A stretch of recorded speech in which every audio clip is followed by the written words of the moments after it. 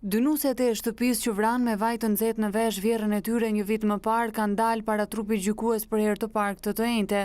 Të pandehura Xhemile Skuka dhe Hike Skuka, të cilat në bashkëpunim me njëra tjetrën vranë vjerrën e tyre Naime Skuka, 66 vjeç, në 12 shkurt të vitit 2013, janë paraqitur në gjykatën e Peshkopisë dhe avokatët mbrojtës të tyre kanë kërkuar gjykim të shkurtuar, gjë që është pranuar nga trupi gjykues.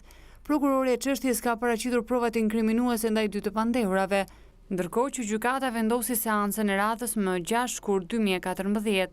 Kunata Xhemile dhe Hike Skuka, përkatësisht 25 dhe 33 vjeç, pasi vranë me vaj në vesh vjerrën e tyre 66 vjeçare, e groposën atë në stallën e baktive. Ngjarja e rëndë do të mësohej më pas nga komshinjtë e familjes Skuka, të cilët kanë dëgjuar erën e rëndë të trupit të dekompozuar, shkangjalli dhe dyshimet e para.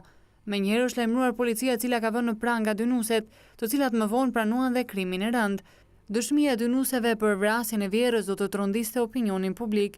Xhemile Skuka tregoi se pasi kishin debatuar me vjerrën e kanë lidhur atë me litar në kasollën e baktive.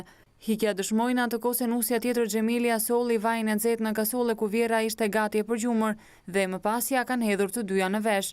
Brenda pak minutave 66 vjeçaria ka gjetur vdekjen.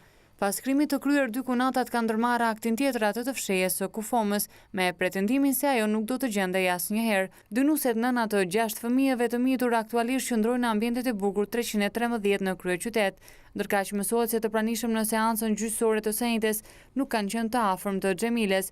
Gjithashtu mësohet se bashkëshorti 33 vjeçares Hike Skuka është rimartuar sërish.